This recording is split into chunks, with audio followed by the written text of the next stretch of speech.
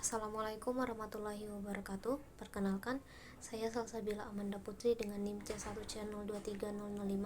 Di sini saya akan menjelaskan materi bab 5 pada mata kuliah akuntansi keuangan lanjutan dengan judul transaksi entitas induk dan entitas anak, persediaan dan jasa.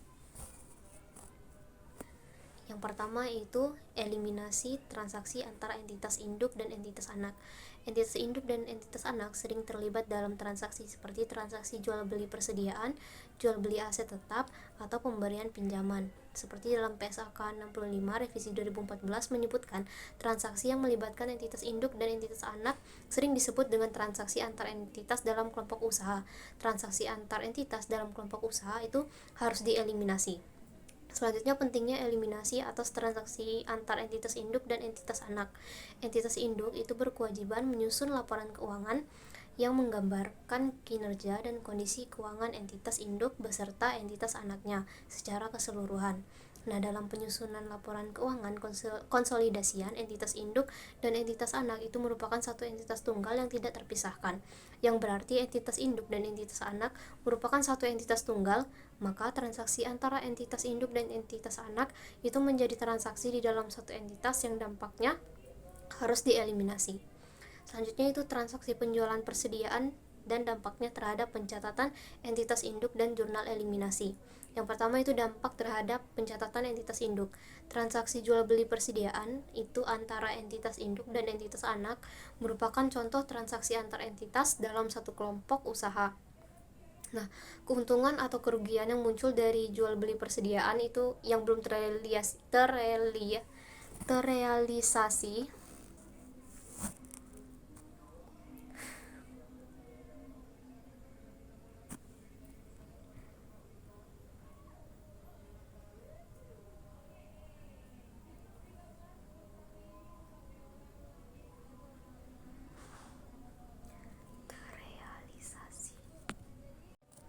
Assalamualaikum warahmatullahi wabarakatuh. Perkenalkan, saya Salsabila Amanda Putri dengan NIM C1C023005. Di sini saya akan menjelaskan materi bab 5 akuntansi keuangan lanjutan mengenai transaksi entitas induk dan entitas anak, persediaan dan jasa.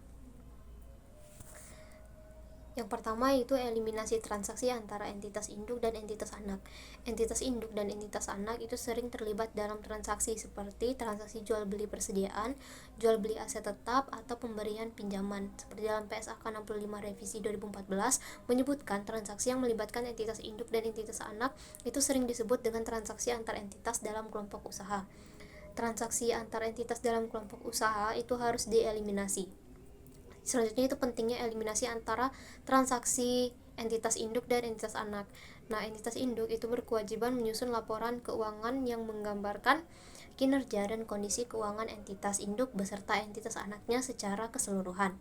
Nah, dalam penyusunan laporan keuangan konsolidasian, entitas induk dan entitas anak itu merupakan satu entitas tunggal yang tidak terpisahkan, yang berarti entitas induk dan entitas anak itu merupakan satu entitas tunggal, maka transaksi antara entitas induk dan entitas anak itu menjadi transaksi di dalam satu entitas yang dampaknya itu harus dieliminasi. Selanjutnya, transaksi penjualan persediaan dan dampaknya terhadap pencatatan entitas induk dan jurnal eliminasi.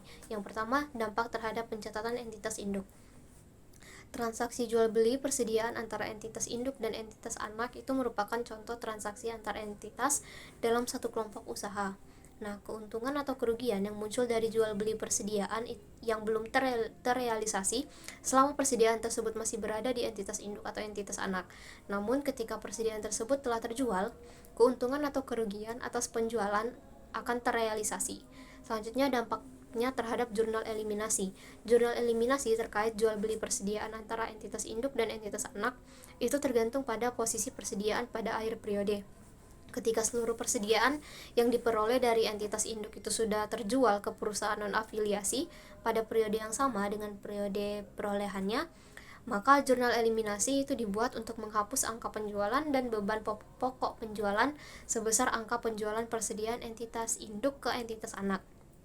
Namun jika pada akhir periode seluruh persediaan yang diperoleh dari entitas induk itu belum terjual, maka penjualan dan beban pokok penjualan yang diakui entitas induk itu harus dieliminasi. keuntungan atau kerugian atas penjualan tersebut itu juga harus dieliminasi seluruhnya dengan mengurangi nilai persediaan. Namun ketika persediaan sudah terjual sebagian pada periode tersebut, maka hanya sebagian keuntungan atau kerugian penjualan persediaan yang harus dieliminasi. Intinya, penjualan, beban pokok penjualan, dan keuntungan atau kerugian yang belum terrealisasi itu harus dieliminasi. Seperti pada contoh, itu PT Palapa memiliki 100% saham PT Samudra selama tahun 2020. Terdapat transaksi penjualan persediaan oleh PT Palapa ke PT Samudra sebesar 10 juta. Beban pokok penjualan yang dibukukan oleh PT Palapa terkait transaksi penjualan tersebut adalah 6 juta. Pencatatan jurnal untuk transaksi ini jika terdapat beberapa skenario sebagai berikut. Yang pertama, skenario 1, seluruh persediaan yang diperoleh PT Palapa telah terjual seharga 16 juta. Skenario 2, seluruh persediaan yang diperoleh dari PT Palapa belum terjual.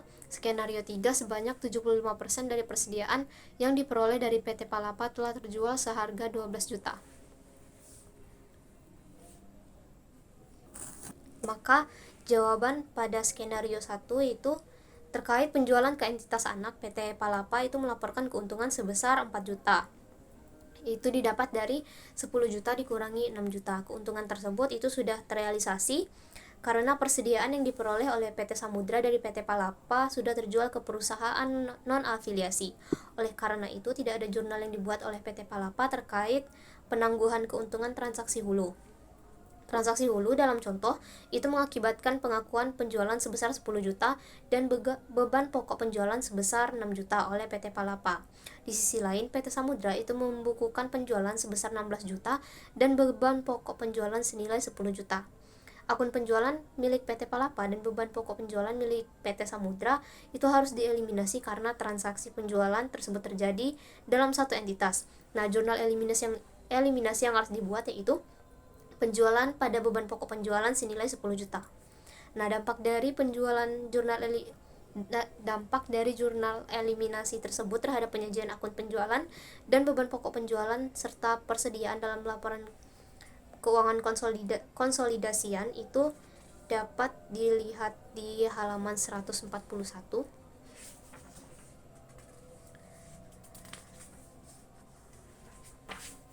Selanjutnya untuk skenario 2, saat seluruh persediaan itu belum terjual, keuntungan atas penjualan yang dibukukan oleh PT Palapa sebesar 4 juta yang belum terrealisasi karena hingga akhir periode persediaan tersebut masih dimiliki oleh PT Samudra. Oleh karena itu, PT Palapa itu harus mencatat penangguhan keuntungan atas penjualan tersebut menggunakan jurnal bagian laba atas entitas anak pada investasi pada entitas anak senilai 4 juta. Oleh karena transaksi penjualan persediaan pada ilustrasi merupakan transaksi hulu, maka PT Palapa itu mencatat keuntungan yang belum terrealisasi secara penuh. Transaksi hulu pada contoh itu mengakibatkan pengakuan penjualan sebesar 10 juta dan beban pokok penjualan sebesar 6 juta oleh PT Palapa, dan belum terdapat penjualan yang dibukukan oleh PT Samudra. Dari sudut pandang konsolidasi, persediaan tersebut masih berada di perusahaan, sehingga penjualan dan beban pokok penjualan yang diakui oleh PT Palapa itu harus dieliminasi secara penuh. Keuntungan atas penjualan yang belum terrealisasi yaitu sebesar 4 juta juga dieliminasi dengan mengurangi persediaan, dan jurnal eliminasi yang dibuat yaitu penjualan pada beban pokok penjualan dan persediaan dengan penjualan itu senilai 10 juta, beban pokok penjualan itu senilai 6 juta, dan persediaan itu senilai 4 juta. Dan pada skenario 3, saat sebagian persediaan itu sudah terjual, karena persediaan yang diperoleh PT Palapa baru 75% yang terjual, maka terdapat keuntungan penjualan yang belum terrealisasi. Besarnya keuntungan penjualan yang belum terrealisasi itu senilai 1 juta, itu didapat dari 25% dikali 4 juta, sehingga PT Palapa itu harus mencatat penangguhan keuntungan atas penjualan tersebut dengan jurnal bagian laba atas entitas anak pada investasi pada entitas anak senilai 1 juta. Karena transaksi penjualan itu merupakan contoh transaksi tersebut merupakan transaksi hulu, maka keuntungan yang belum terrealisasi akan dicatat secara penuh oleh PT Palapa. Nah, transaksi hulu pada contoh itu mengakibatkan pengakuan penjualan sebesar 10 juta dan beban pokok penjualan sebesar 6 juta, sementara PT Samudra mengakui penjualan senilai 12 juta dan beban pokok penjualan sebesar 7.500.000 yang didapat dari 75% dikali 10 juta. Eliminasi dibuat atas akun penjualan yang dilaporkan PT Palapa yaitu senilai 10 juta. Keuntungan atas penjualan yang belum terrealisasi yang sebesar 1 juta itu dieliminasi dengan mengurangi akun persediaan. Akun beban pokok penjualan dieliminasi sebesar 9 juta, dan karena beban pokok penjualan yang akan disajikan dalam laporan keuangan konsolidasian hanya sebesar 4.500.000 yang didapat dari 75% dikali 6 juta, maka jurnal eliminasi yang dibuat itu penjualan senilai 10 juta pada beban pokok penjualan senilai 9 juta dan persediaan senilai 1 juta. Selanjutnya itu transaksi hulu penjualan persediaan. Untuk memahami terkait transaksi hulu penjualan persediaan itu dari contoh yang disebutkan sebelumnya dengan informasi tambahan, PT Nusantara itu telah melakukan pembelian 75% saham PT Andalas pada 1 Januari tahun 2020 sebesar nilai bukunya yaitu 900 miliar.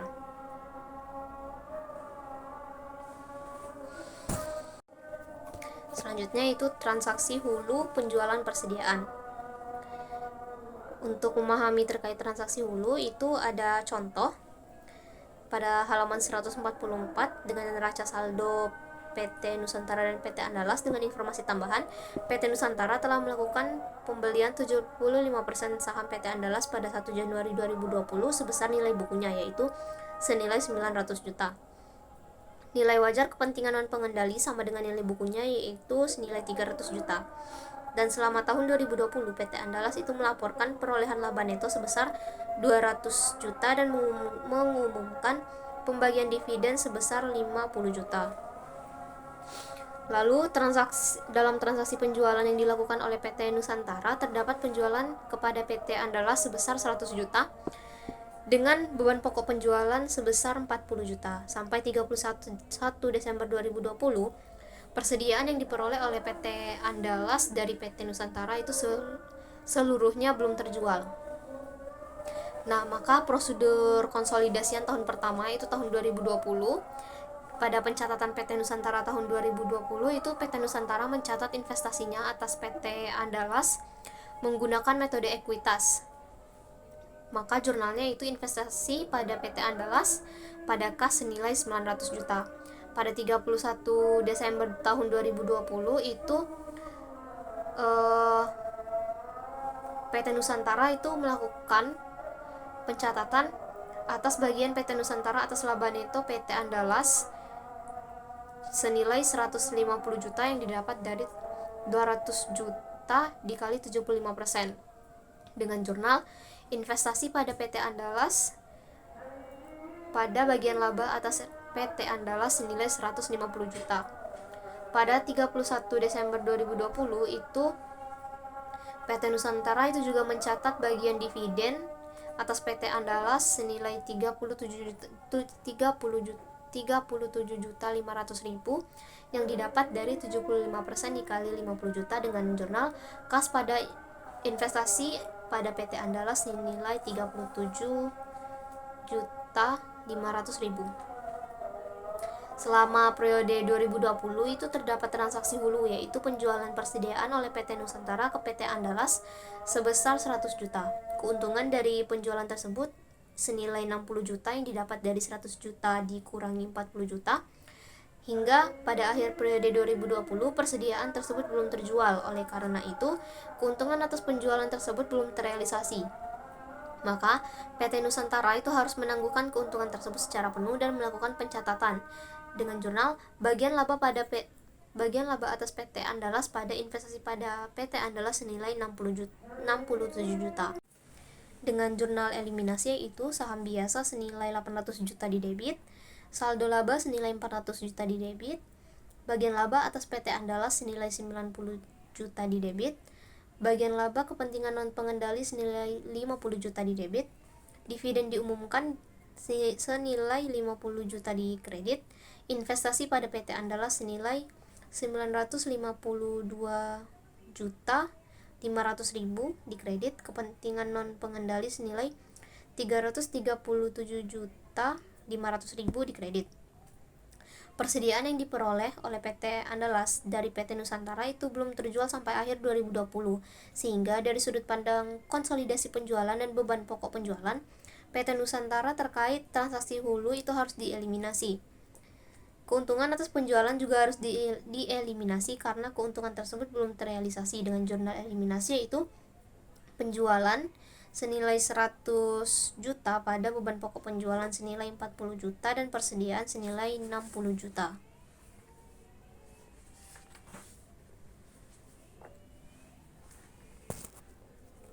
Dan pada tahun 2021, prosedur konsolidasi yang harus dilakukan itu PT Andalas itu melaporkan perolehan laba neto sebesar 250 juta dan mengumumkan pembagian dividen sebesar 100 juta. Persediaan yang diperoleh oleh PT Andalas dari PT Nusantara pada periode 2020 itu telah terjual seluruhnya pada periode 2021. Pencatatan yang dilakukan oleh PT Nusantara pada tahun 2021 yaitu yang pertama, PT Nusantara itu mencatat investasinya pada PT Andalas menggunakan metode ekuitas dengan jurnal, yaitu investasi pada PT Andalas senilai 187.500.000 pada bagian laba atas PT Andalas senilai 187.500.000. Selanjutnya itu PT Nusantara itu juga mencatat pembagian atas dividen dengan jurnal kas pada investasi pada PT Andalas senilai 75 juta.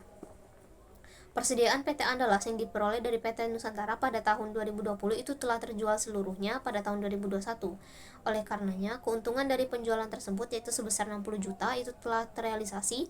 Namun jika selama 2021 terdapat transaksi hulu penjualan persediaan yang baru, maka dapat muncul kembali keuntungan atau kerugian penjualan yang belum terrealisasi. Jadi, dalam satu periode dimungkinkan adanya pengakuan realisasi dari keuntungan atau kerugian penjualan persediaan periode sebelumnya dan pengakuan keuntungan atau kerugian penjualan persediaan periode berjalan yang belum terrealisasi.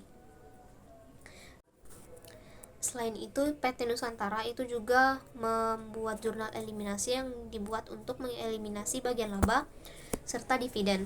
Dengan jurnal saham biasa senilai 800 juta di debit, saldo laba senilai 550 juta di debit, bagian laba atas PT Andalas senilai 247.500.000 di debit, bagian laba kepentingan pengendali senilai 62.500.000 di debit, dividen diumumkan senilai 100 juta di kredit, investasi pada PT Andalas senilai 1.185 juta di kredit, serta kepentingan pengendali senilai 375 juta di kredit.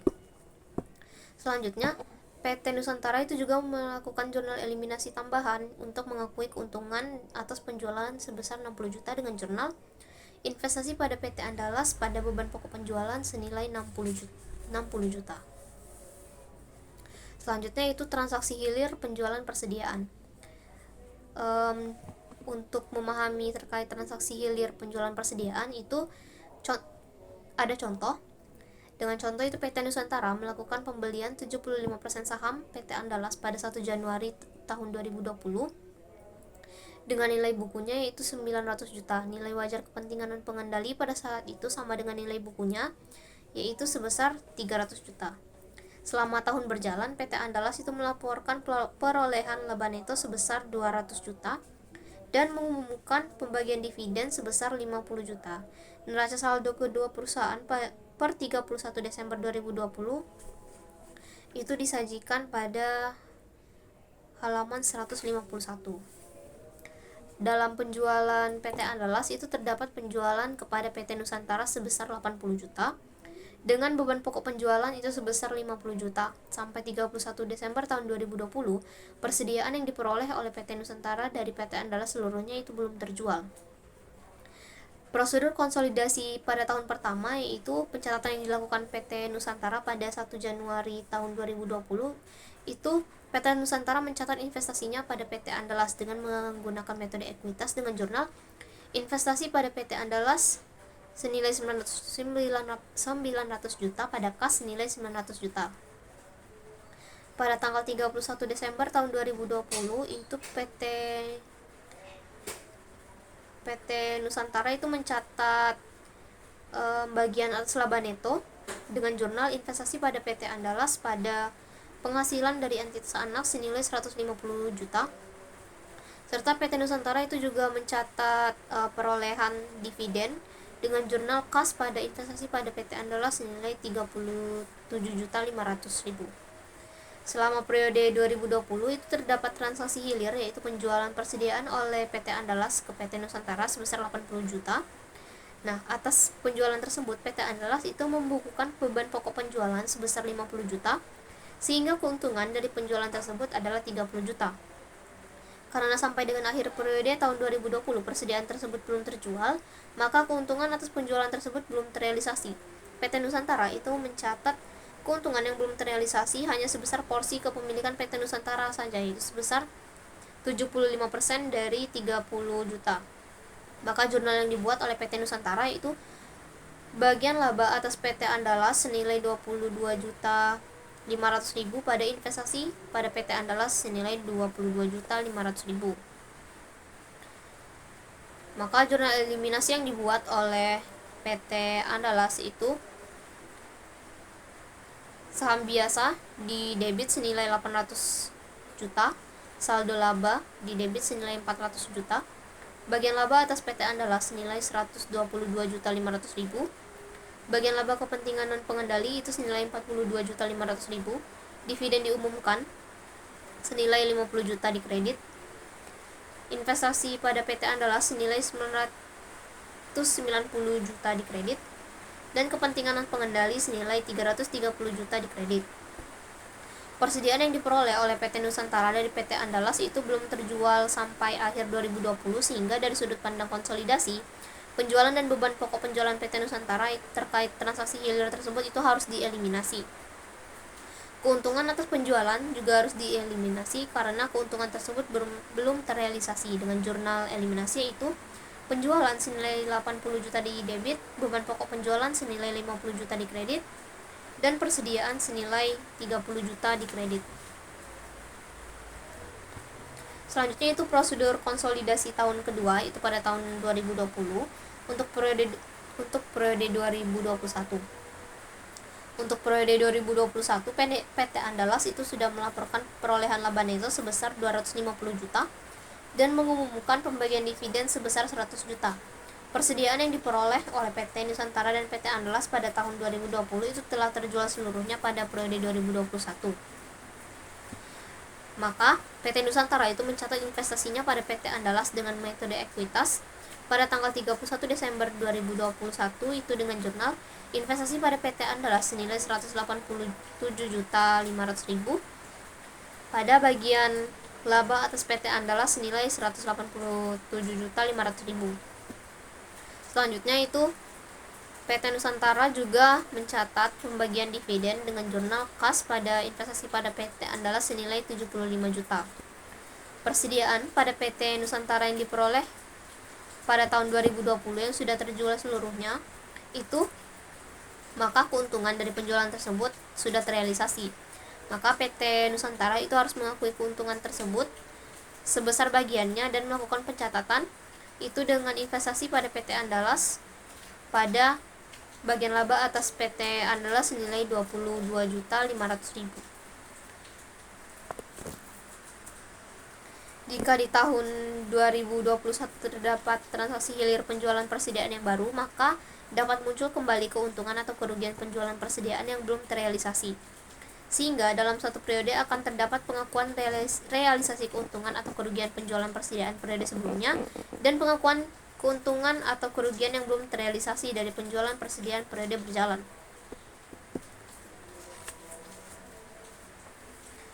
Maka jurnal eliminasi